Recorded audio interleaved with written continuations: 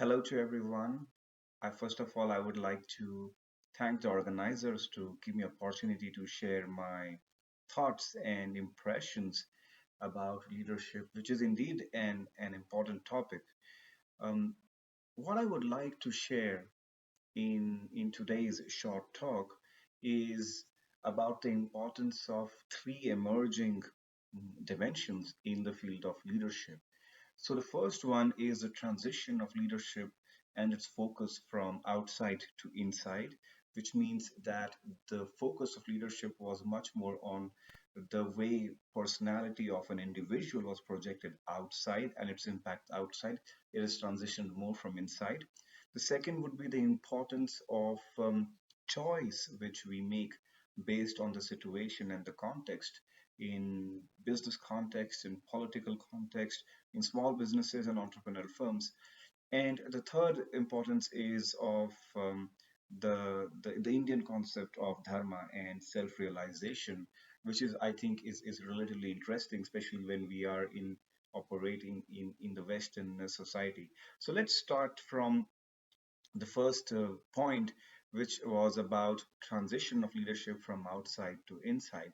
And here I would like to give you an example of one of the most famous personalities in the history, which is Gautam Buddha.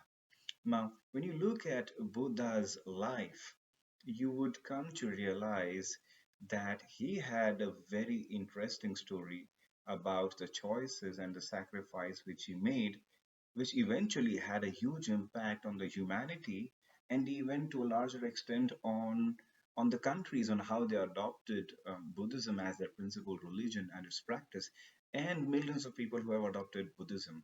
And what we get to learn from it is we know that Buddha was a son of a king. He had a pretty comfortable life, and if he wanted, he could have stayed there. But the fact that he was born in the royal family didn't give him the comfort of mind and soul. He wanted to know more about the society, the way the world functions. And he went out and he saw a lot of suffering. And when he saw the suffering, he himself wanted to discover the root cause of the suffering, which eventually led him to find the way to nirvana. But when we look at this example, we realize that if we wanted, Buddha could have easily resolved those problems through material means because he was a son of a king. So he could have easily resolved those problems with the money. But not sometimes he rather thought that he should look out for some other perspectives, which eventually happened that he went up in a meditative state and he found out that the root cause of suffering was the desires and principally the material desires. So we look at his life and we get to see that the whole focus of looking at things changed from outside to inside. So whatever we suffering we see outside has to see that how can we transform ourselves from inside to tackle with that suffering outside. Eventually, when Buddha found out that the root cause of suffering was desire in his meditation, he later on formed this whole methodology, or we can say the principles of Buddhism, which eventually led to a lot of followers. So the transition has become much more insight, and that's why we see a lot of theories in leadership which discuss about, for example, emotional intelligence. We are discussing about cultural intelligence. We're also discussing a lot about spiritual intelligence, which is focused a lot on inside. So the key takeaway, I think, for our leaders in day-to-day life, be it managers, or team players, or the company owners, is always try to look inside. That what am I able to sacrifice inside me? What do I need to work on inside myself to transform the society from outside? It could be as simple as it is. For example, I may not be a generous person and I may not like to share my incentives with my team. But could it be the fact that if I want to work on my generosity, I would rather spend a good amount of my company's resources to ensure that I offer a lot of training incentives for my team or for my company. So that's one thing. The transition of leadership in today's world has a lot to do with inside transformation, which has impact on outside transformation, which could be your company, which could be society, or any community at large. Let's come to the second point, which is the importance of situation and context, which enforces individuals to make leadership choices.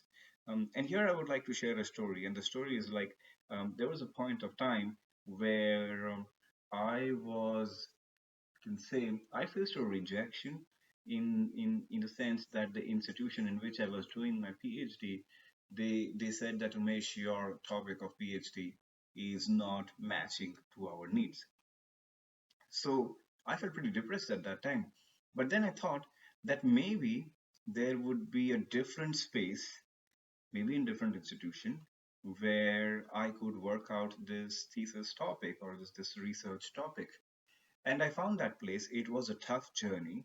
And after making small structural changes in my research topic, evolving it out, it turned out that it was a great research topic and I had found a great place to work on it. And I never knew that I eventually would come to Brazil and work in FGV, which is supposed to be one of the best institutes in in Brazil. The point I'm trying to make is that if I would have had a choice, I could have faced a rejection and I could have gone back to India. I could have faced a rejection and even rejected my thesis topic, and I could have gone back to India as well. Rather, I chose to stay in France and look out for other institutions. So, the point I'm trying to make here is that often the choices you make in certain circumstances are always having some or other alternatives in which those choice could be accepted. So this choice, perhaps which I made to do a PhD in a particular institution and where my idea was not accepted, was in a very particular context. But if I have to make the same choice in a different geographical context, in a different team, and in a different institution, the outcomes are relatively different.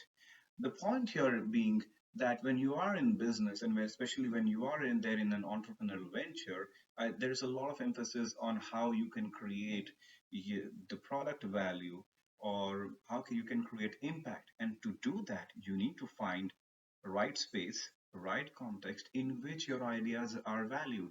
And that takes a lot of time, that takes a lot of persistence, and that takes a lot of resilience in seeing how you go out and meet people and try to seek their opinions and blend your ideas with them. And that's why I emphasize that the choices you make during those moments are very important. You can face rejection, you can go in depression, you can face rejection, you can go back and get working, you can face rejection and you change the places and you work on your idea and you present to new people. Be honest to yourself. So I think there's a lot to do with these factors on how you want to respond to a particular situation and how you can be cautious in choosing how you want to respond in a particular situation. So that's the second point which I wanted to say. And one of the key takeaways for managers or entrepreneurs here is to always have a reflective mode of thinking in the sense that um, the kind of reaction you want to have, is it worth it during that moment or not? In some moments, you may want to have a very introspective reaction. You want to take a step back and see if you have a number of choices to make. In some situations, you want to make a reactive decision, which means that you would rather want to jump on, control the situation hands on. So, this agility in decision making is extremely important. The third point which I want to discuss is about the concept of dharma and self-realization from the Indian culture and Indian spiritual perspective and its relevance to leaders and organizations. Now, the concept of dharma is very interesting because if you look at the word dharma in Sanskrit, it signifies what is just and what is responsible. And the concept of self-realization means that how you can realize the potential of your own self and who you are in this world. And this is very important because when you are thinking about your company and your work being dharmic, what does it mean? Are you ethical in your values? And are you ethical about the values what you represent are reflected in the company which you are working for or in the entrepreneurial venture? And that could be anything. It's about how legally your company is performing, how it is sourcing its products, how it is offering its service. It's about being genuine and authentic, and also looking at the living and non-living stakeholders. So when I'm talking about living stakeholders, it's about the suppliers, the clients, the community, but non-living stakeholders, which is in the sense that the environment around you. How do you create that? How do you respect the nature around you?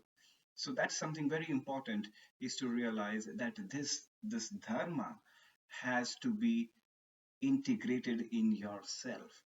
Dharma means what is just and what is right, and to be honest in accepting whatever facts where you may be wrong and you want to improve. So that's very important, especially when you are sustaining an organization which has an integral part of culture and values which employees follow.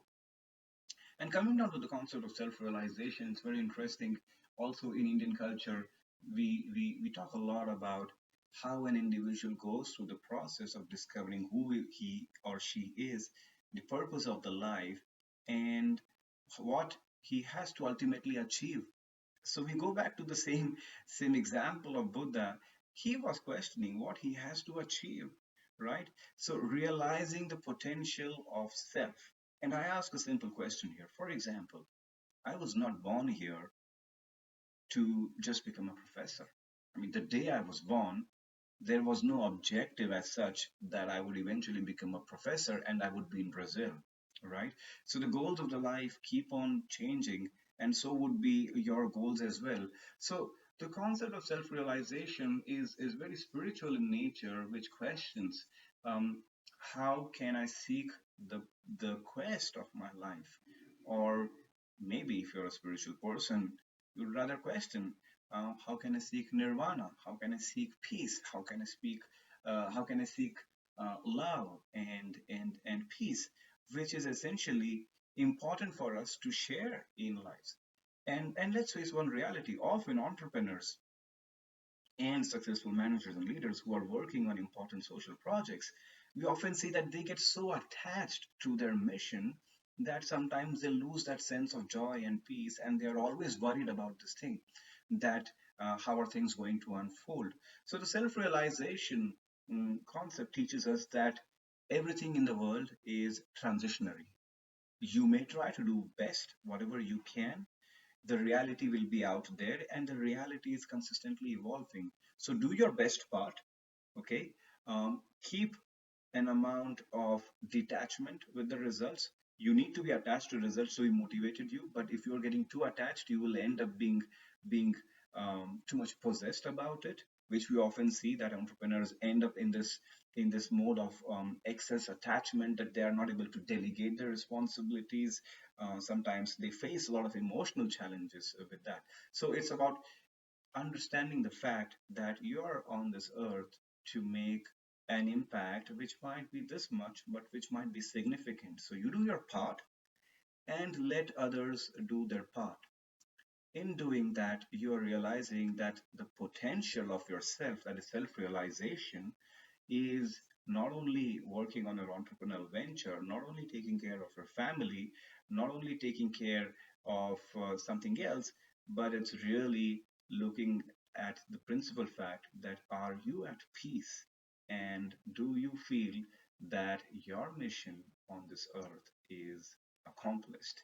And it's a lifelong learning process. Um, and that's where I think, especially in India, we discuss a lot about practices of yoga and meditation, which which we believe that is a way to self-realization. And if you look at other religions in the world, they have spoken a lot about self-realization, in the sense that what is the purpose of being human? What makes us human? And this is a eternal question which has been asked by some of the best scientists in the world. So self-realization is essentially linked with spiritual quotient or coefficients of spirituality, which is again an important dimension in leadership. So I hope that I have given you some of the keys through this talk. It's about thinking about leadership from outside to inside. So we are changing the dimension. How am I inside? How am I reflecting it out? How can I make a responsible decision making? How can I make important reflection and introspection for certain decisions I have to make? And the third is about the concept of dharma and self realization, which is extremely important for us to realize our own potential. I wish you all the best and thank you very much for having given me opportunity to speak during this event. It's an honor and namaste. Take care.